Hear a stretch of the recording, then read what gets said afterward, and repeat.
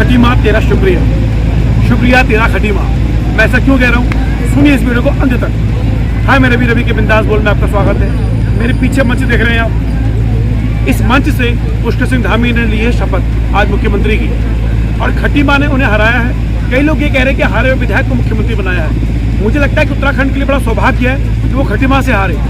इस वीडियो को अंत तक जरूर सुने आप। अगर आप पहाड़ से प्यार करते हैं, बाढ़ की भौगोलिक स्थितियों की विषमताएं, उसके दर्द को आप अपने अंदर महसूस करते हैं, तो आपको इस वीडियो को अंत तक जरूर देखना चाहिए। तभी आप जान पाएंगे कि हमें खटी माँ को शुक्रिया क्यों करना चाहिए, खासकर तब जब पुष्कर सिंह धामी जैसा मुख्यमंत्री हमारे उत्तराखंड में मौजूद हो। क्या आप जानते हैं कि आज तक हमारे जितने भी मुख्यमंत्री बने हैं, पुष्कर सिंह धामी 12वें मुख्यमंत्री हैं। इन 12वें मुख्यमंत्री में आज तक पहाड़ी क्षेत्र से में एक भी मुख्यमंत्री नहीं मिला है। तो जो व्यक्ति कभी पहाड़ का रहा ही ना हो, जो पहाड़ की पीड़ा कैसे महसूस करेगा। यानी पहाड़ में ना रहने वाला विधायक, जो मैदानी क्षेत्र का विधायक हो, वही मुख्यमंत्री बनते आए हैं। तो जिसने पहाड़ की पीड़ा कभी महसूस ही नहीं की हो। मैं शुरू से लेकर आज तक यही कहता आया हूं कि हमें पहाड़ के दुर्गम क्षेत्रों के विधायकों को ही मुख्यमंत्री और मंत्री बनाना चाहिए। यही मेरी लड़ाई है। क्योंकि पुष्कर सिंह धामी एक योग्य नेता है और उन्होंने 8 महीने में जो काम करके दिखाया है वो अतुलनीय और अनुकरणीय उदाहरण बन चुका है, जिसके कारण हारने के बावजूद उन्हें मुख्यमंत्री बनाया गया है। तो जब ऐसा व्यक्ति उत्तराखंड का मुख्यमंत्री बन रहा है, तो जब वो पहाड़ से उपचुनाव लड़ेंगे और विधायक बनेंगे, तो जब वो विधायक चुनाव लड़ने जाएंगे तो वो ऊंचे डांडों में, गलियों में, पहाड़ के ऊंचे ऊंचे दुर्गम रास्तों में रास्ता तय करेंगे। जब वो वहीं के विधायक होंगे तो आप देखिएगा वो दर्द वो महसूस कर पाएंगे। भले ही वो पहाड़ी हैं, लेकिन उनका बचपन, उनकी किशोरावस्था, उनकी जवानी, उनका कार्यक्षेत्र मैदानी इलाका रहा है, पहाड़ी क्षेत्र के तो रहे ही नहीं थे। अब ईश्वर ने एक ऐसा मौका दिया है हम उत्तराखंडियों को कि एक योग्य व्यक्ति जो कि खटी माँ से हार गया और अब उसे पहाड़ी क्षेत्र में चुनाव लड़ने का मौका दिया जा रहा है। तो बताइए, ये हम पहाड़ी से प्यार करने वाले लोगों के लिए कितनी प्यारी बात होगी। तो उस जैसा व्यक्ति पहाड़ से विधायक बनेगा तो वो पहाड़ की पीड़ा को समझ के, मैं आपको बता रहा हूं कि जब वो पहाड़ की, देखिए ये बात करना बड़ा आसान होता है कि हमें पहाड़ की बड़ी चिंता है, मैदान में रह के, एसी रूम में रह के बड़ी बात कर सकते हैं, लेकिन जब आप वहां जाएंगे, आप वहां रातें गुजारेंगे, आप वहां अपने दिन बिताएंगे, आप वहां के लोगों से रेगुलर मिलेंगे, क्योंकि आप तब वहां के विधायक होंगे, वहां के कार्यकर्ताओं से मिलेंगे, वो अपनी पीड़ा बताएंगे, तब आपको पता चलेगा कि जी हाँ, पहाड़ की असल में पीड़ा क्या है। अभी तक आप खटी माँ के विधायक थे, वहां के कार्यकर्ता कैसे, ये तो आपको बता चुका हूं। मैदानी क्षेत्र के कार्यकर्ता और पहाड़ी क्षेत्र के कार्यकर्ताओं में जमीन आसमान का अंतर है। और जो हमने उत्तराखंड बनाया है उसकी परिकल्पना क्या है? उसकी परिकल्पना है पहाड़ के दुर्गम क्षेत्र। जब हम लोग उत्तर प्रदेश में थे, तब भी मुलायम सिंह यादव सरकार ने पहाड़ी क्षेत्रों के लिए अलग से योजनाएं लाए थे।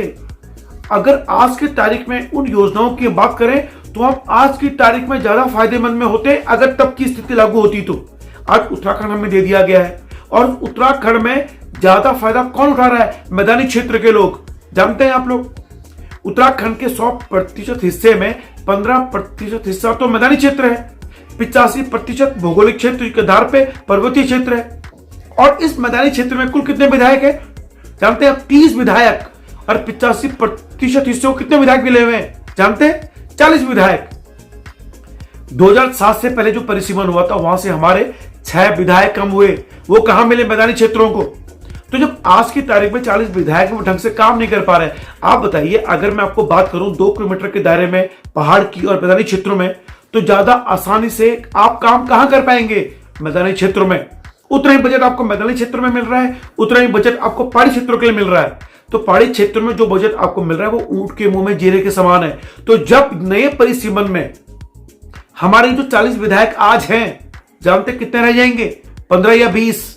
और ये जो आज की तारीख में 15% मैदानी हिस्से को जो विधायक मिल रहे हैं 30, वो बढ़ के हो जाएंगे 45 से 50। तो आज की तारीख में जितने विधायक हमारे वो काम नहीं कर पा रहे, उनके लिए जो विधायक निधि आती है वो ऊंट के मुंह में जीरे के समान है। तो जब से 15 से 20 विधायक रह जाएंगे, उनको जो आज की तारीख की विधायक निधि मिलेगी, तब कितना काम हो पाएगा? तो पहाड़ की परिकल्पना तो नष्ट हो गई ना। क्यों? क्योंकि जितने भी मंत्री बन रहे हैं, मुख्यमंत्री बन रहे हैं, वो अधिकतर कहां के हैं? मैदानी क्षेत्रों के। पहाड़ के क्षेत्र के लोगों को तो मिल ही नहीं रहा प्रतिनिधित्व। किस बात के? तो इसलिए मैंने कहा कि हमें खटीमा के लोगों का शुक्रिया अदा करना चाहिए, क्योंकि पुष्कर सिंह धामी जैसा योग्य कर्मठ मुख्यमंत्री जब पहाड़ के उपचुनाव में विधायक बनेगा वहां से, तो पहाड़ की पीड़ा समझेगा, और पहाड़ की पीड़ा समझेगा तो काम भी करेगा उसके आधार पे। क्योंकि अभी तक तो वो खटीमा के विधायक रहे हैं, कहां से मैदानी क्षेत्र के विधायक की जो दिमाग है वो पहाड़ी क्षेत्र के दिमाग कैसे तुलना कर पाएंगे आप लोग। क्योंकि मैंने उत्तराखंड आंदोलन झेला है, महसूस किया है, वो लड़ाई हमने लड़ी है, इसलिए मैं आपसे कह रहा हूं आज की तारीख में अगर आप सरकारी नौकरियों की बात करेंगे तो सरकारी नौकरियों में पहाड़ के क्षेत्र के लोग कितने हैं जानते हैं? पता कीजिएगा। 100 सीटें अगर मान ले हम लोग तो सिर्फ 30% लोग पहाड़ी हैं, बाकी 70% बाहरी या मैदानी क्षेत्रों के लोग हैं। समझ में आया आप लोगों को? तो जिस परिकल्पना से हम लोगों ने उत्तराखंड बनाया है वो परिकल्पना तो नष्ट हो रही है। अब जब ये मुख्यमंत्री, कर्मठ मुख्यमंत्री, जब पहाड़ से चुनाव लड़ेगा तो सोचिए वो कर्मठ था, वो दर्द, वो भावनाएं, वो वेदनाएं वो जब महसूस करेगा। और देखिए पहाड़ में क्षेत्र में रह के हम लोग ना टीवी में देखकर एसी रूम में बैठ के बड़ी आसानी से कह देते हैं कि हाँ भाई पहाड़ में बड़ी पीड़ाएं मौजूद हैं, बड़ी विषमताएं हैं, लेकिन काम कहाँ करते हैं आप उसके लिए। लेकिन जब आप पहाड़ में रहे होंगे, आपका बचपन पहाड़ में बीता होगा, आपकी किशोरावस्था पहाड़ में बीती होगी, आपकी जवानी पहाड़ में बीती होगी, आपका कार्य क्षेत्र पहाड़ में बीता होगा, तो वो जो दर्द आप महसूस किया होगा ना, वो मुख्यमंत्री बनता। तो कल्पना कीजिए आप लोग हमारे पहाड़ का कैसा सर्वांगीण विकास होता है। लेकिन मैदानी क्षेत्रों के लोगों का मुख्यमंत्री बनाते हो, पहाड़ में रहने वाला दर्द महसूस कर सकता है। आज जो मुख्यमंत्री पुष्कर सिंह धामी उपचुनाव लड़ेंगे वहां से और जीतेंगे, तो सोचिए मैं आज से 3 महीने पहले 4 महीने पहले जब चुनावी सर्वे कर रहा था गढ़वाल में, तो गढ़वाल में जिस तरह से कांग्रेसी भी इवन वो तारीफ कर रहे थे पुष्कर सिंह धामी की, मैं बड़ा सलाम करता हूं उन्हें। और मैंने एक नारा दिया था, उत्तराखंड ने भर लिया हामी, पुष्कर धामी पुष्कर धामी। तो भाजपा ने इस नारे को चुरा लिया है। हालांकि मैं इस पर 1 करोड़ का दावा ठोकने वाला हूं, खैर मजाक से हटके। गढ़वाल में जब मैं सर्वे कर रहा था, मैंने डाली भी वीडियो में, हर वो वीडियो जो मैं पुष्कर सिंह धामी पर बनाया है मैं इस यूट्यूब वीडियो के डिस्क्रिप्शन पे आपको दूंगा, और आप देखिएगा कि मेरी जो बात मैंने कही है वो सटीक साबित हुई है। देखिए कयास ये लगाए जा रहे हैं कि काला ढूंगी का जो क्षेत्र है वो उनके लिए सबसे ज्यादा मुनासिब होगा जीतने के लिए। क्यों? क्योंकि वहां से भाजपा का कैडर वोट ज्यादा है और सबसे ज्यादा सेफ सीट ढूंढ रही है भाजपा। मुझे लगता है कि भाजपा को ऐसी गलती नहीं करनी चाहिए। मुख्यमंत्री पुष्कर सिंह धामी बहुत योग्य व्यक्ति हैं, वो किसी भी पहाड़ के किसी भी दुर्गम इलाके से चुनाव लड़ेंगे, चाहे भले ही वो कांग्रेस बहुल इलाका हो, 100% वहां से पुष्कर सिंह धामी जीतेंगे, ये दावा मैं आपसे करता हूं, क्योंकि पहाड़ के लोग उन्हें प्यार करते हैं। जब मैं चुनावी सर में था गढ़वाल की यात्रा पर, तो जानते हैं गढ़वाल के लोग कुमाऊं के इस व्यक्ति को पसंद कर रहे थे, प्यार कर रहे थे। क्यों? काम करने के कारण। तो इस व्यक्ति को काम के कारण नाम मिला है। तो मेरी विनती है आप लोगों से कि पुष्कर सिंह धामी से कहो कि आप चुनाव लड़ें तो आप चुनाव पहाड़ी क्षेत्र से आप चुनाव लड़ें, ये काला ढूंगी से चुनाव लड़ने का मोह आप त्याग दें। हम जो खटीमा वालों को शुक्रिया अदा करने की कोशिश कर रहे हैं वो सब बेकार हो जाएगा। और अगर ये वीडियो पुष्कर सिंह धामी तक पहुंच पाए या किसी अन्य लोगों तक पहुंच पाए, तो मैं चाहता हूं कि भाजपा हाईकमान तक पहुंच पाए, तो सिर्फ और सिर्फ पहाड़ी क्षेत्र से उन्हें चुनाव लड़वाया जाए। ये मेरी आपसे विनम्र प्रार्थना है।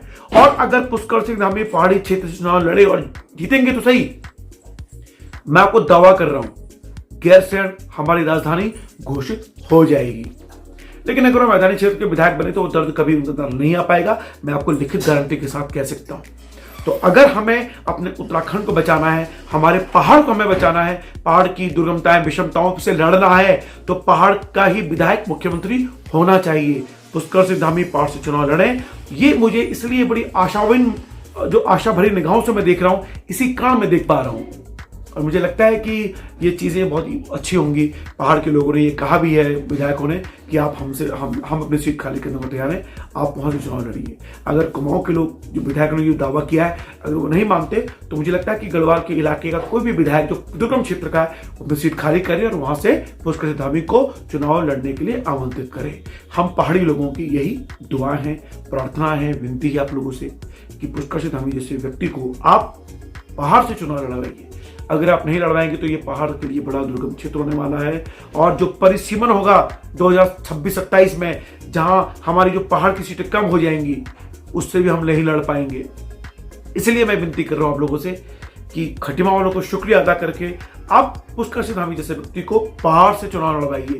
फिलहाल इतना ही। अगर वीडियो पसंद आए तो शेयर लाइक जरूर करें। जय उत्तराखंड, जय उत्तराखंड, जय उत्तराखंड, जय उत्तराखंड, जय उत्तराखंड। और ये उत्तराखंड की जय तब होगी जब पहाड़ से कोई विधायक मुख्यमंत्री बनेगा। पुष्कर सिंह धामी, मौका है आपके पास, मार दीजिए तोड़ा। जय उत्तराखंड।